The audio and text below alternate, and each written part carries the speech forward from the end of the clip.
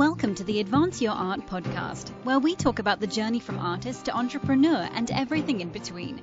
You've worked hard to hone your craft. Now take it to the next level with tips, techniques, strategies, and routines used by successful artists to grow their businesses and careers. Now, let's get started and have some fun with your host, Yuri Cataldo.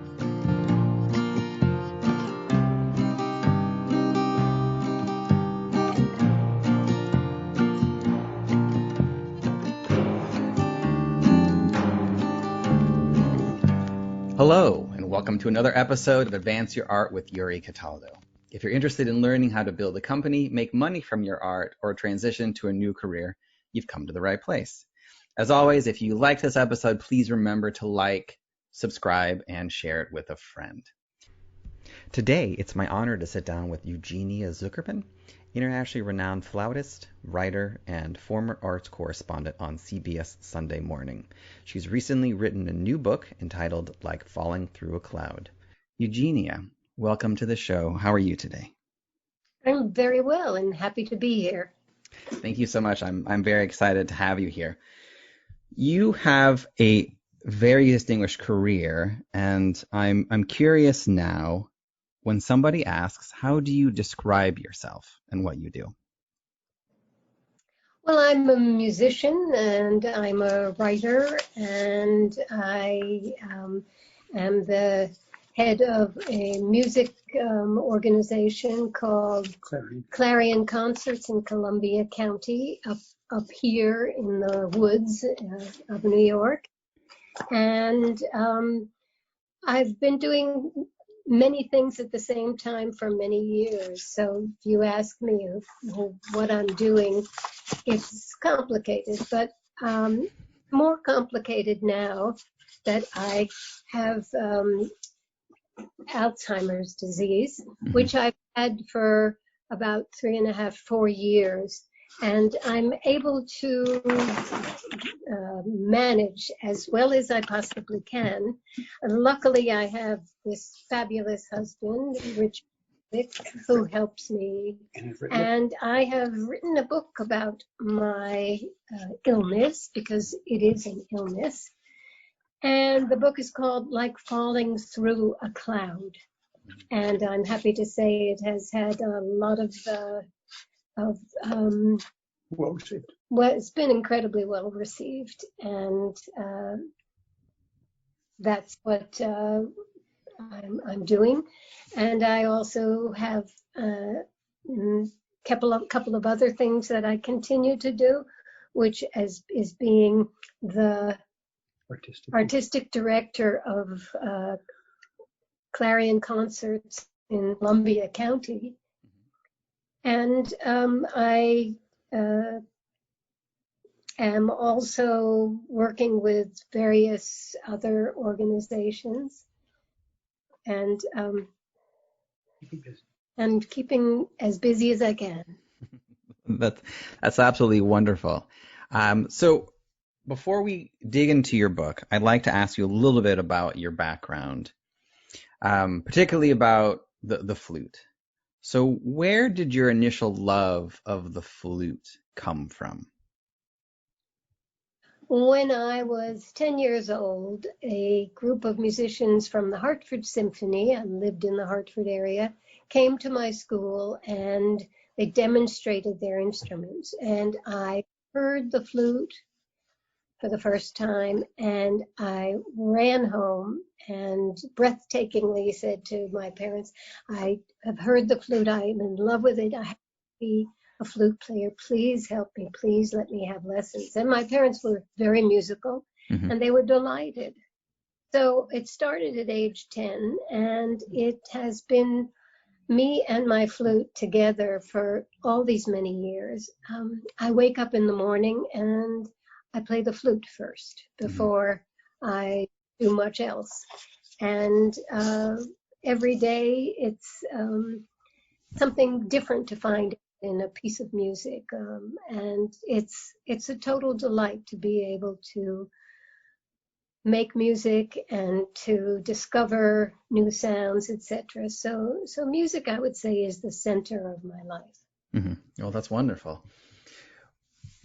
How was your experience when you studied at Juilliard, and how did that help your career afterward? Well, I went to Barnard College for a couple of years, and my flute teacher, Julius Baker, who's one of the greats, said, you've really got what it takes. You should go to Juilliard. So I switched to the Juilliard School, and I got an extraordinary amount of music that I learned, and I just kept playing my music, but at the same time, I was also writing and doing other things. But Hmm. music is, I love this quote from Plato. Music is a moral law. It gives wings to the mind, a soul to the universe, a flight to imagination, a charm to sadness, and life to everything. And I believe that. Hmm. And I'm so lucky that I've been able to play the flute and keep going with it. Hmm. So what's interesting is, again, you've been able to do so many different things and seem to go from one area to another. The Boston Globe has a wonderful quote about you. They called you international triple threat, published novelist, television commentator, and most importantly, one of the finest flautists of our time. I'm curious on your background in the arts. How did that help you go from being a writer to to being a musician, a TV commentator, and the other wonderful things that you've done in your career? Well, I went from West Hartford, Connecticut to New York to Barnard College and then to Juilliard. And music was very much an everyday part of my life. But at the same time, there were other things that I was doing.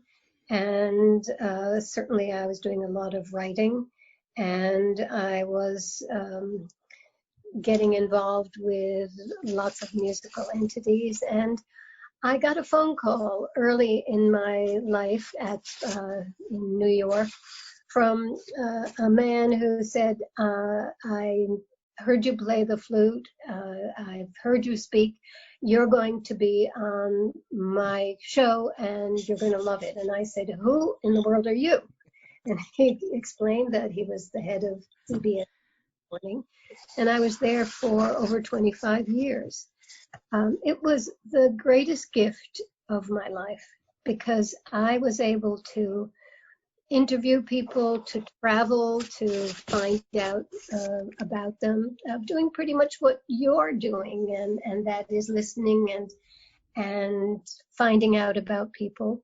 But as being the arts correspondent, I got to sit with all sorts of extraordinary artists and ask them questions about themselves. And it was just a great gift, and I'm forever grateful to it.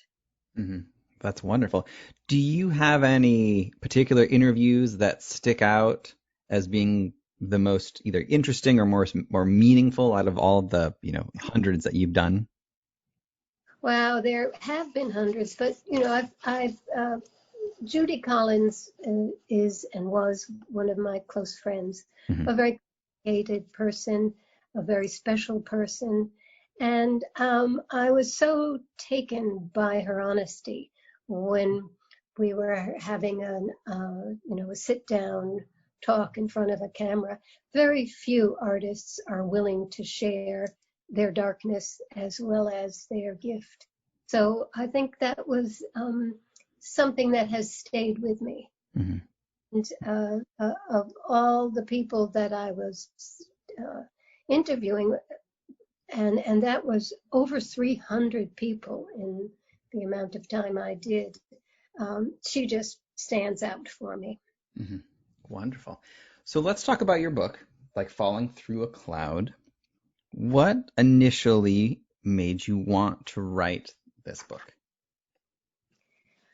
My daughters were telling me that I was losing it. Mom, you're just not with it. You have to go see a doctor. And I kept saying, I'm fine. I'm just fine. finally, my younger daughter said, I'm taking you uptown and we're going to get you assessed. And it became very clear that indeed something was going on and I needed help. And that very day, we took the subway back to downtown, and I went into my apartment, and I sat down at my desk, and I stared at the wall for quite a long time. And then, for whatever reason, I have no idea, I took out a pencil and paper and started writing. And for some reason, it also came out all in verse. Mm-hmm. And I don't really know how I decided. I had no decision about it. It just came out of me. And I didn't tell anyone. Even my daughter, who, is also a writer. And she said, I said, would you read it? I have no idea if it's anything. And she said, Mom, this is really something. You have to keep going. So I had some encouragement. And here's a poem about that exposure. It's called Marbles. Maybe mine are lost, or maybe they're rolling around in my head, looking for a place to land, or maybe not. My daughters tell me to get tested. Tested for what, I ask, even though I know for what. But it's for what I don't want to know. So I let the marbles roll around in a swirl of distracting colors because I don't want to listen to them, the daughters, because if I hear them, I will be very afraid. And this mother cannot be that mother, not ever, never. When you look at and read your writing, and I understand that your book is it came out in 2019, but depending on, is it the day or the month, are there certain passages that are more meaningful to you at this time versus when you originally wrote them? Oh, I think so. I think there were pieces that I had written that I thought maybe I shouldn't have, etc. But basically, it was just a steady flow. It was something that I had to express, and I had to do it by writing it down. And apparently, people find it interesting and moving. So I'm grateful for it. Oh, thank you. Would you mind reading another passage? I'd love to. This is called Like Falling Through a Cloud. Sometimes when I wake up, it's dark. Where am I? Sometimes I know, and sometimes I have no idea. So I let the night spirits wrap around me, and they whisper to me, don't think, you will remember. I lie very still, and then suddenly, like falling through a cloud, I know I am here. Forgetting. I told you. You asked me that already. Don't you remember? What is wrong with you? How many times do I have to tell you? Why don't you listen? Are you okay? Don't you recall? Are you losing it? I think you're losing it. You need a doctor or something. You need some help.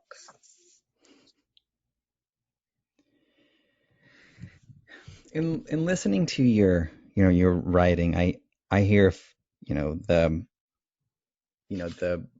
beauty of what you're thinking about, the potential nightmares and experiences, fear and positivity. In your own personal life, how do you stay positive and overcome fear, the fear of the unknown? I'm so fortunate to be living in a very beautiful part of the world, upstate New York. And even with this terrible disease that is all around us, it is still an absolute luxury to be able to be here and to be able to do many things. I do love it up here. We have horses and dogs and cat, and there are